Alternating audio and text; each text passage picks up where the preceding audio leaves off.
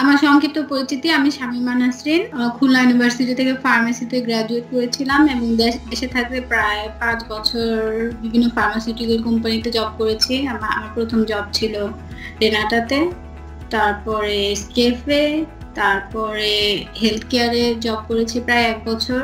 Washington state ইউনিভার্সিটিতে পড়ছি pharmaceutical সায়েন্সে। ইউএসএ তে এসেছি প্রায় 1.5 বছর হয়ে গেল, গত বছরের অগাস্টে এসেছি। আমার প্রোফাইল মোটামুটি ছিল, প্রোফাইল খুব হাই লেভেলের প্রোফাইল ছিল না, কিন্তু আমার প্রোফাইলে যেটা স্ট্রং পয়েন্ট ছিল সেটা ছিল আমার রিসার্চ ব্যাকগ্রাউন্ডটা ভালো ছিল। যেহেতু আমি ফার্মাসিউটিক্যাল কোম্পানিতে জব করেছি, সেজন্য আমার বেশ কিছু এক্সপোজার ছিল এইচপিএলসি এবং বিভিন্ন ফার্মাসিউটিক্যাল মেশিনারির উপরে কিছু দক্ষতা ছিল, আর পাবলিকেশন ছিল 4টার মতো। এই দিক থেকে প্রোফাইল বেশ ভালো ছিল, কারণ এখানে বেশ কিছু ইউনিভার্সিটি রিসার্চের দিকে বেশি গুরুত্ব দেয়, জিআরই, টোফেল। আর জিআরইতে 305 ছিল, টোফেল 97, রেজাল্ট মোটামুটি মানের ছিল 3.25। প্রস্তুতির পথ কখনোই কারো খুব বেশি মসৃণ থাকে না, প্রস্তুতির পথ বেশ বন্ধুরই ছিল, কিন্তু আমার প্রস্তুতিটা অন্য সবার প্রস্তুতি থেকে একটু ডিফারেন্ট ছিল, কারণ আমার ওইভাবে প্ল্যানিং ছিল না পিএইচডি বা হায়ার স্টাডিজ এর প্ল্যানিং মেইনলি আমার হাজবেন্ডের ছিল। তো আমরা যখন ইউএসএ তে প্রথম আসি তখন আসলে আমি F2 ভিসাতে এসেছিলাম। জিনিসটা যদিও খুব লুক্রেটিভ মনে হয় প্রথম আসার সময়, যেহেতু F1 ছিল, ইউএসএ তে আসবো সেই খুশিতে আসলে আমিও খুব এক্সাইটেড ছিলাম, F2 নিয়ে খুশি ছিলাম। কিন্তু এখানে আসার পরে যেটা হয়েছে যে F2 ভিসার বেশ কিছু নেগেটিভ পয়েন্ট আছে। F2 ভিসা যারা পায় তারা আসলে এখানে কোনো জব করতে পারে না, ইভেন কোনো ড্রাইভিং লাইসেন্স হয় না, সোশ্যাল সিকিউরিটি নাম্বার হয় না, সেক্ষেত্রে অনেকটা গৃহবন্দী টাইপের অবস্থা। তো যেহেতু আমি আগেই দেশে অনেকদিন কর্মক্ষেত্রে ছিলাম, সেক্ষেত্রে আসলে বসে থাকার মতো মন মানসিকতা বা এখানে এসে নতুন পরিবেশে আসলে একটু ডিফিকাল্ট ছিল। তো আমরা যেহেতু এসেছিলাম অগাস্টে, 2015 অগাস্টে আমরা এখানে আসছি, তখনও আসলে আমি ওভাবে প্রিপেয়ার ছিলাম না জিআরই বা টোফেল দিব।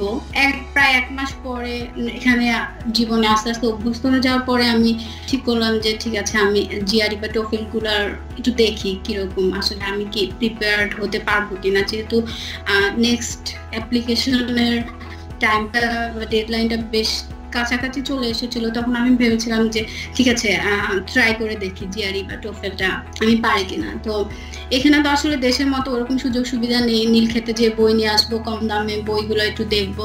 তো জিআরই সেন্টারকে আসলে থ্যাংক ইউ দিব, ওদের বেশ ভালো সমৃদ্ধ একটা ওয়েবসাইট আছে, আমি বেশ কিছু বই ওখান থেকে ডাউনলোড করলাম কিভাবে পড়তে হয়। তারপরে হায়ার স্টাডির একটা গ্রুপ আছে, ওখানে বেশ কিছু সাজেশন ছিল।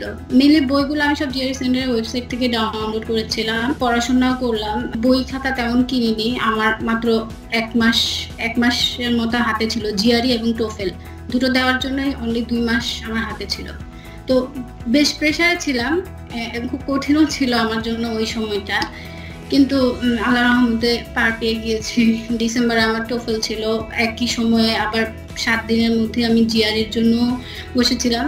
তারপরেও ভালো ছিল বলবো, আমার প্রস্তুতি হিসেবে আমার রেজাল্ট ভালো ছিল, কিন্তু আমি যেটা হয়েছিল বেশ গুরুত্ব দিয়েছিলাম কোয়ান্টের উপর, কারণ ভার্বালে আসলে ওরকম কোনো প্রিপারেশন আমার ছিল না, এবং ভার্বালের জন্য আসলে অনেক লং টার্ম একটা প্রিপারেশন লাগে। তো এটাই আসলে আমার প্রস্তুতি। তারপরে তো জানুয়ারিতে অ্যাপ্লাই করলাম, আল্লাহর রহমতে আমি প্রায় 4-5টা ইউনিভার্সিটিতে অ্যাপ্লাই করেছিলাম। আর আমার মেইনলি ইচ্ছা ছিল আমি ওয়াশিংটন স্টেটে, আমার ইচ্ছা ছিল, যেহেতু আমার হাজবেন্ড ওয়াশিংটন স্টেটে পড়ছে। তো তারপর আল্লাহর রহমতে তো হয়ে গেল। এই আমার প্রস্তুতির পথ। ফান্ডিং পাওয়ার জন্য আসলে প্রস্তুতিটা স্টুডেন্ট লাইফ থেকেই শুরু হওয়া উচিত।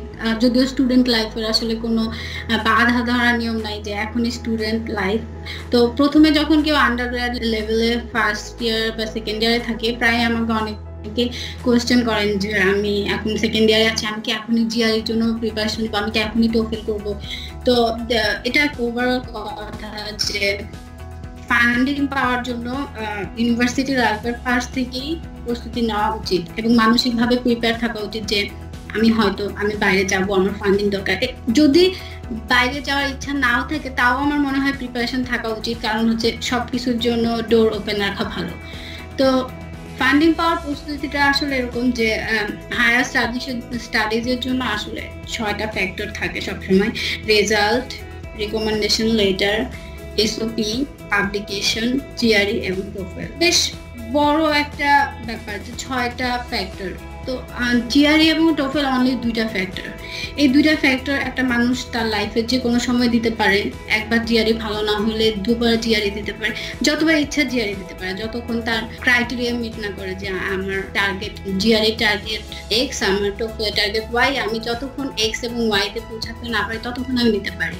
কিন্তু ইউনিভার্সিটি লাইফটা এমন, ইউনিভার্সিটি লাইফটা মানুষ আসলে কখনো আনডু করতে পারে না। ওই জিনিসটা যা হয়ে গেছে সেই পাস্ট মানুষ আর কখনো ব্যাক করতে পারে না। তো আমি সবসময় সবাইকে ফান্ডিং এর জন্য আমি সবাইকেই বলি যে ইউনিভার্সিটিতে এই 4টা জিনিস, এই 4টা বেসিক জিনিস শক্ত করার বা ফাউন্ডেশন শক্ত করার সময়, এবং ওই 4 বছর সময় আমার লাইফে কখনোই আসবে না। সো প্রথমে রেজাল্ট ভালো করেন।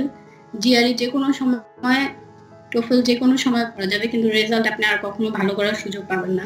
অনেকে আমাকে বলে যে আমার জিআরইতে 322 আছে, আমি রেজাল্ট 2.96। ইটস ওকে, 2.96 এও অনেকে ফান্ডিং পায়, কিন্তু এটা খুবই উইক একটা পয়েন্ট।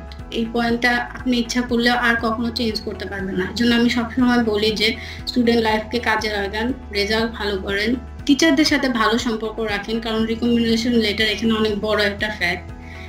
বড় ভাইয়াদের সাথে কথা বলেন, তারা কি থিসিস করছে জানতে চেষ্টা করেন, তাদের রিসার্চের সাথে যুক্ত থাকেন, পাবলিকেশন করেন। এই পাবলিকেশনগুলো আপনার রিজিউমিতে সারা জীবনের জন্য থেকে যাবে। আপনার এসওপিতে আপনি ভালোভাবে লিখতে পারবেন, আমি এই রিসার্চ ফান্ডের সাথে, এই রিসার্চের সাথে যুক্ত ছিলাম, আমি অমুকের সাথে কাজ করেছি, অমুক টিচার। হয়তো আপনার এখন মনে হচ্ছে যে আপনি এমনি কাজ করছেন আরেকজনের সাথে, আপনি আপনার পাবলিকেশন হচ্ছে না, আপনি পেপার পাচ্ছেন না, কিন্তু আপনি যে তার সাথে কাজ করছেন এটা কোনো না কোনো সময় জীবনে আপনার কাজে লাগবে।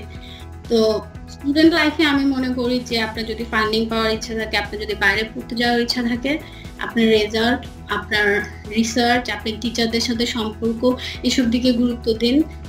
জিআরই, টোফেল, আন্ডারগ্রেড বা রেজাল্টের পর তখন থেকে প্রিপারেশন নেওয়া শুরু। আমি মনে করি ফান্ডিং এর জন্য আসলে এটাই আসলে বড় প্রস্তুতি জিআরই টোফেলের চেয়ে। আমেরিকায় বাংলাদেশি স্টুডেন্টদের জন্য অসংখ্য সুযোগ আছে। প্রত্যেকটা আমেরিকাতে ভার্সিটির সংখ্যা অনেক, সাবজেক্টের সংখ্যা অনেক, এবং ইচ্ছা করলে আসলে আমেরিকার ইউনিভার্সিটিগুলোতে অ্যাপ্লাই করা যাচ্ছে এবং অ্যাপ্লাই করা অনেক ইজি। মোটামুটি তুলনামূলকভাবে অন্য ইউনিভার্সিটিগুলোর তুলনায়, যেমন যেভাবে টিচারদের সাথে যোগাযোগ করতে হয় বা অনেক রিসার্চ ব্যাকগ্রাউন্ড থাকতে হয়, এখানে একটা জিনিস, একটা ফ্যাক্টর না থাকলে আরেকটা ফ্যাক্টর দিয়ে সেই জিনিসটাকে মার্জ করার সুযোগ থাকে যে কোনো ভাবে। এখানে বিভিন্ন ভার্সিটি আছে, সিজিপিএ হাই থেকে লো র্যাঙ্কে অ্যাপ্লাই করার সুযোগ আছে। কোনো ইউনিভার্সিটিতে রিসার্চ বেশি থাকতে হয়, কোনো ইউনিভার্সিটিতে রিসার্চ কম থাকতে হয়, কিন্তু সুযোগ অনেক আছে। আমেরিকায় বাংলাদেশের স্টুডেন্টদের অসংখ্য সুযোগ আছে পিএইচডি করার জন্য, এমএস করার জন্য। আমার ইউনিভার্সিটিতে বাংলাদেশি স্টুডেন্ট আসলে ওয়াশিংটন স্টেট ইউনিভার্সিটির যে মেইন ক্যাম্পাস সেটা আসলে পুলম্যানে, ওখানে অনেক বাংলাদেশি স্টুডেন্ট আছে। আমরা কয়েকদিন আগে ওখানে বাংলাদেশি নাইটে গিয়েছিলাম, প্রায় 40 থেকে 50 জনের মতো বাংলাদেশি স্টুডেন্ট ওই ক্যাম্পাসে আছে। কিন্তু আমি যে ক্যাম্পাসে আছি সেটা পুলম্যানে ফার্মাসির ক্যাম্পাস। নর্মালি এখানে ফার্মাসিউটিক্যাল সায়েন্স, ফার্মাসি, ফার্মাকোথেরাপি আর মেডিকেল স্কুল চালু হচ্ছে। এখানে বাংলাদেশি স্টুডেন্ট আমি আর আমার হাজবেন্ড ছাড়া আসলে কেউ নেই, আমরা দুজনেই বাংলাদেশি স্টুডেন্ট। এবং মজার ব্যাপার হচ্ছে যে আমাদের এই সিটিতেও আসলে কোনো বাংলাদেশি নাই পুলম্যানে। আর নাই বলে আমার মনে হয় যে আমাদের এই ফার্মেসি ক্যাম্পাসে অনেক সুযোগ আছে বাংলাদেশি স্টুডেন্টদের। আর এখানে না থাকার কারণ হচ্ছে আগে ফার্মেসি ডিপার্টমেন্টে আগে আসলে ইন্টারন্যাশনাল স্টুডেন্ট নেওয়া হতো না। আমার হাজবেন্ডের সময় থেকে প্রথম ইন্টারন্যাশনাল স্টুডেন্ট নেওয়া শুরু হয়েছে, এবং এখন থেকে আসলে অনেক সুযোগ ওপেন হচ্ছে। এই ইউনিভার্সিটি ডিপার্টমেন্ট বড় হচ্ছে, অনেক টিচার জয়েন করেছে। আমি কয়েকদিন আগেও জিআরই সেন্টারে হায়ার স্টাডিজ অ্যাব্রোডে একটা পোস্ট দিয়েছি এই ব্যাপারে যে অনেক স্টুডেন্ট, প্রায় এই বছর প্রায় 10 জন স্টুডেন্ট আনা হবে। তো আমি আশা করি যে যদিও স্টুডেন্ট নাই, 2-3 বছরের মধ্যে এখানে অনেক বাংলাদেশি স্টুডেন্ট আমরা পাবো ইনশাআল্লাহ।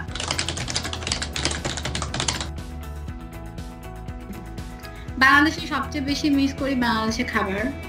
আমি খুবই ঝাল খেতে পছন্দ করি এবং এখানে কোনো খাবারে কোনো রকমের ঝাল নেই, এবং মিষ্টি খাবার খেলেও সেটা খুবই অতিরিক্ত মিষ্টি। এবং এখানে এসে আমি প্রথমে খুব অবাক হয়েছিলাম যে এখানে কোনো মিষ্টি নাই। আমি ভাবছিলাম যে পৃথিবীর সব জায়গায় হয়তো মিষ্টি পাওয়া যায়, মানুষের বাড়িতে গেলে হয়তো মিষ্টির ঠোঙ্গা হাতে নিয়ে যে, আসলে তা না। তো আমার দেশের খাবার আমি এখানে খুব বেশি মিস করি, আর বন্ধু বান্ধবদের সাথে আড্ডা মিস করি, কিন্তু খাবারের উপর না, কারণ ওদেরকে আমি স্কাইপেতে পাই কথা বলতে পারি, কিন্তু খাবার স্কাইপেতে খেতে পারি না।